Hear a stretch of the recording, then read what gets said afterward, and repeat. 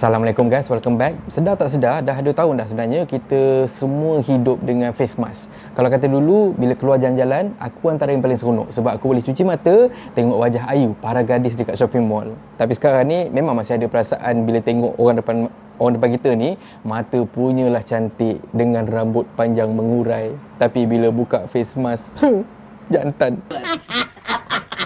Untuk aku sendiri, face mask dengan sanitizer ni Alhamdulillah aku dah start awal-awal. Jadi masa awal-awal pandemik dulu, ramai yang duk panik pasal face mask tak ada, lepas tu nak cari sanitizer lagi. Kurang-kurangnya waktu tu aku dah ada dah. Tapi masa tu memang rasa awkward lah bila kata pakai face mask dekat public sebab ramai tak pakai kan. Tapi aku tak kata aku dah lama rancang, korang je lalai. Tapi sebenarnya kebetulan, especially sanitizer, sebab waktu tu aku suka pakai sebab aku suka bau dia dekat tangan. Anyway, aku ada terbaca garis panduan baru yang dikeluarkan oleh kerajaan yang mana bermula 4 Julai tahun ni, semua pelitup muka kena ada cop sirim. Bagi aku sendiri, last aku dengar pasal cop sirim ni ialah waktu kita semua tengah gila dengan handphone Nokia. Kedai telefon yang aku selalu pergi dulu selalu cakap, ini handphone Oreo, ada cop sirim. Ini bukan API merchantnya.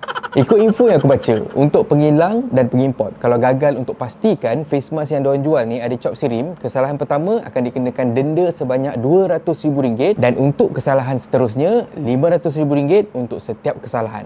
Untuk individu pula, maksudnya kita lah Raya Marhin yang tengah berdoa KWSP RM10,000 one off ni diluluskan sebab duit dekat dalam bank pun dah tak ada, akan didenda sebanyak RM100,000 untuk kesalahan pertama dan RM250,000 untuk kesalahan kedua dan seterusnya. Kalau kata 4 kali korang buat salah, kita buat salah, jumlah tu kita boleh beli rumah dekat sebelah Alif Syukri, lepas tu kita boleh tengok dia buat demonstrasi face mask air terjun dia. Okay dah. Untuk aku sendiri, aku tak ada masalah dan aku sokong tindakan kerajaan ni sebab sekurang-kurangnya kita boleh pastikan face mask yang ada dekat pasaran nanti memang selamat untuk kita pakai dan tak adalah kita membazir duk beli face mask hipokrit.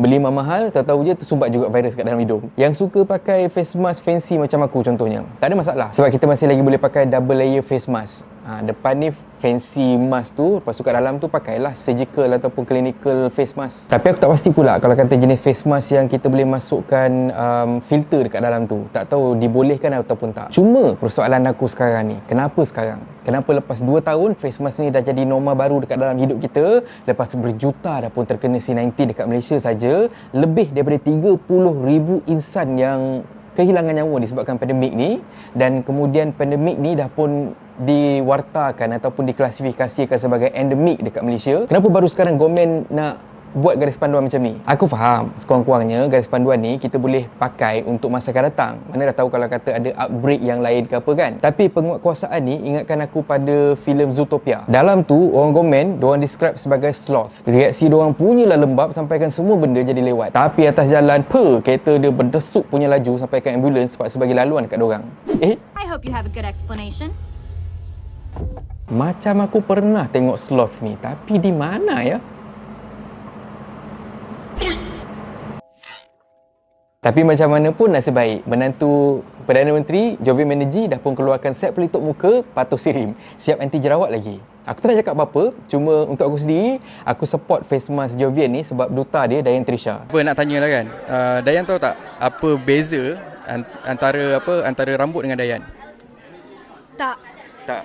Okey, rambut mahkota wanita kan. Dayan mahkota di hati saya. Alah, dah tahu dah ni.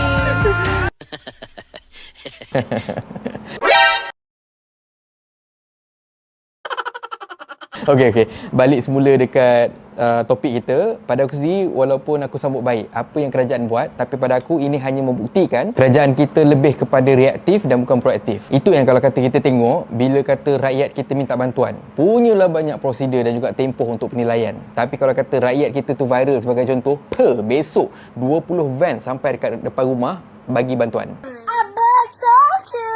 Sama juga macam isu sirim ni, kilang dengan pengedar dah pun kenyang perut, dapat kaut berjuta-juta untung, dan aku tak terkejut pun kalau kata dapat kaut berpuluh malahan beratus juta untung, barulah government nak masuk. Dan satu lagi apa yang aku risaukan, kita ni memang banyak buat peraturan, tapi lepas tu yang longgarkan kita sendiri. Maksudnya kalau bukan penguatkuasaan, golongan kayangan. Jadinya beria, saman 100,000 dan sebagainya. Tapi kita tengoklah berapa lama dia punya perlaksanaan. Kita dekat negara Pasir Berdengung ni, banyak peraturan kita ni hangat-hangat tai ayam ataupun pilih bulu ayam.